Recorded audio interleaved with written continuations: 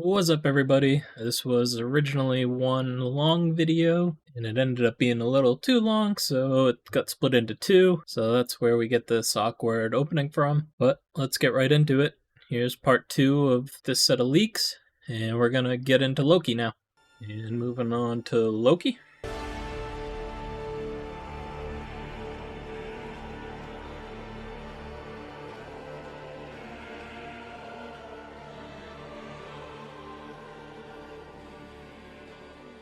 Kind of a long look, but his idol breaker is really cool. And as you can see, he's a disruptor. Main strength in disables, and kind of using disables to take over the battle, lined with the chaos. And now we're getting into the ability breakdown. Attack an enemy, 200% attack, plus 220% accuracy. 220%, 2,200% accuracy. So it looks like it should be pretty strong hit, depending on how high you can build his accuracy. With a 75% chance to place charm on the enemy. I believe it says enemy. On the target for 1 turn. You know, reading this over right now, it just hit me. Takes the next attack for the enemy that placed this debuff. So the enemy placing the debuff in this instance would be Loki. So I think when it says takes the next attack, that means whoever's charmed will be hit instead of Loki. So maybe that makes more sense than I gave it credit for before. Now we have his core ability.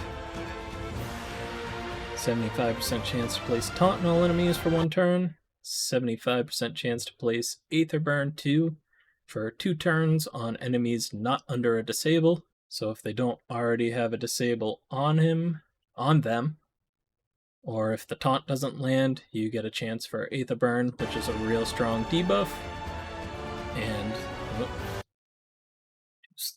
too slow with the pause. It cannot be resisted. So if they don't have a disable, you're going to put Aether Burn on with a 75% chance. And then taunt. So the taunted enemy attacks the unit that placed this disable with its basic ability, doing 25% reduced damage. So basically they're going to attack Loki because he's the one placing it with 25% reduced damage, and they can only use their basic. Then Aether Burn increases chance to weak hit by 10% and reduces divinity by 6% on all heroes on the team. I think that's why it's such a strong debuff, because it reduces the divinity on everyone, not just the debuff target. And one thing, can't remember if it's his ultimate or his passive, but we're going to see, I think he has a little bit of counter synergy in his kit with this taunt on his core. Okay, so it is on his ultimate. Let me give it a sec, see for the detailed look. So attacks all enemies, again, it's based on attack and accuracy. 80% chance to place Confuse. If the target's already under disable, they'll steal 10% of each target's divinity. Sorry, I think we're up to at least 3 weird cuts now. I mentioned this being where his counter synergy is, and I kind of totally forgot about the second line of his divinity booster when I was thinking about the counter synergy. Based off his first line, gain 10 divinity when an enemy attacks an ally. I was thinking if you're doing a good job keeping taunt up on the enemies, they're going to keep attacking Loki, and you're not really going to get the 10 divinity bonus if Loki's the one that keeps getting attacked. But in a second, we'll see taunt and his passive actually plays a big part in this gain 20 divinity when an enemy attacks their allies. So not as much counter synergy as I first thought. And also Confuse. The confused unit attacks a random ally with its basic ability on its turn, doing 75% reduced to damage.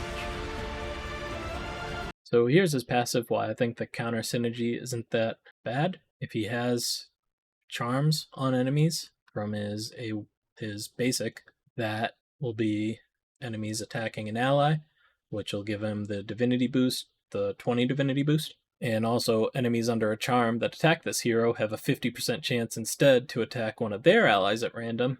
Means you have a 50% chance of the charmed unit attacking one of their allies, and again, giving him a 20 divinity boost. So it's actually really cool how that works out. We go back to his basic. That's going to take some getting used to. I'm going to try and keep calling it basic. But basically he has a 75% chance to place charms on his basic. And then if you're taunting, that charmed ally is going to take the hit instead of Loki, which is going to play into his gain 20 divinity.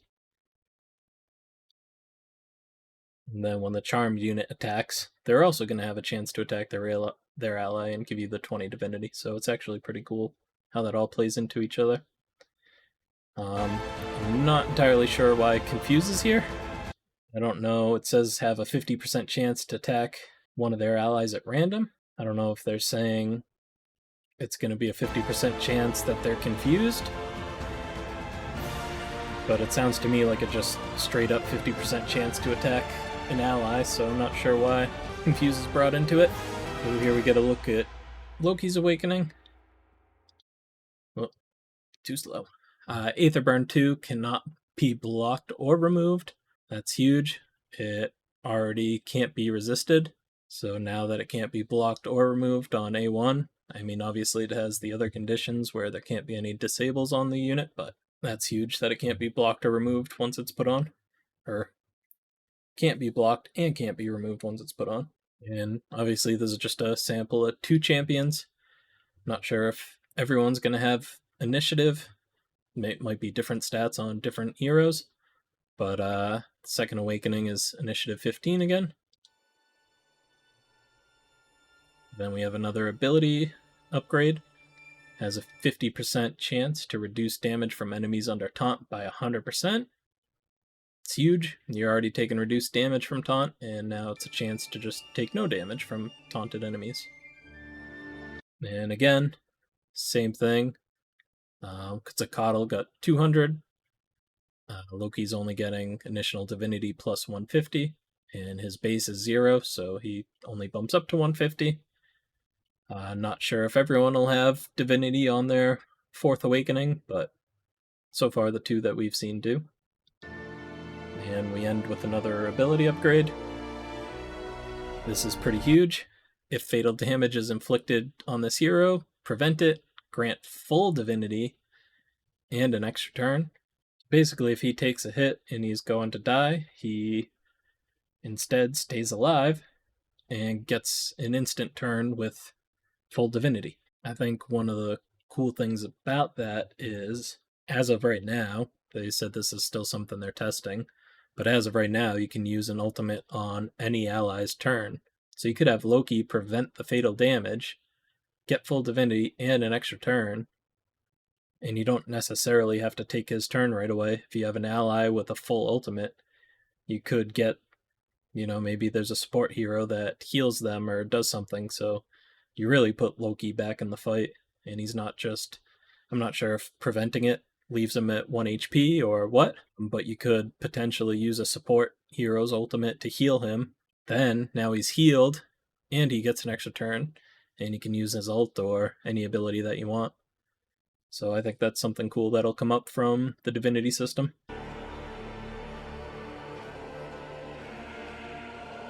Here we jump straight into battle with Loki. Get to see the different camera angles again. Really like the purple, ethereal effect. Not sure what to call it. But I think his abilities look real cool with all those, your dark purples and reds. Here he goes with his core. Again, real cool looking ability.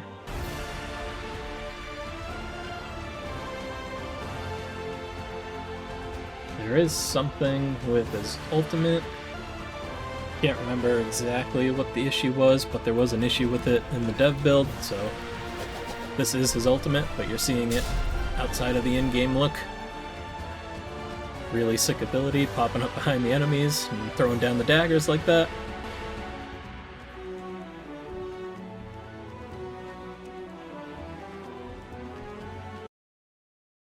I wanted to rewind for a bit.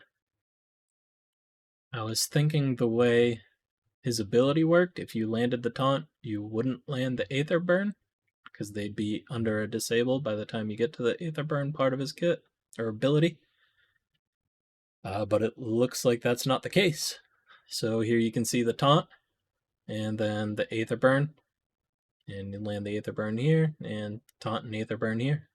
So unless that's a bug, it looks like you can land the taunt and the Aether Burn on top of it, which is pretty huge.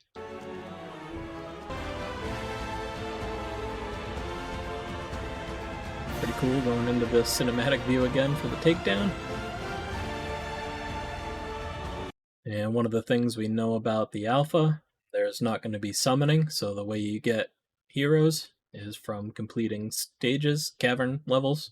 And you can see here, this is what happens when you unlock a champion. Well, I guess, I don't know if unlock is the right word, but when you're granted a champion as one of the battle rewards. And you can see she pops up again here in the rewards. We're going to have another quick peek at the rewards. So you can see Defender, Defense plus 15, Attack plus 15, but that's only the 2 set. You can see here, Rank 2 Hero Spirit. Like I said before, not sure if this is going to be the definite in-game asset, but that's what's in there for Alpha. Basically a 2-star chicken for upgrading your hero's ranks. And you can see we have gold here. Back to the Sanctum, where we can see everything's locked. Gonna let Loki's Idolbreaker play in the background, because it's cool enough, why not? But that's all I have for this one. Let me know which hero you're more excited for, Loki or Quetzalcoatl.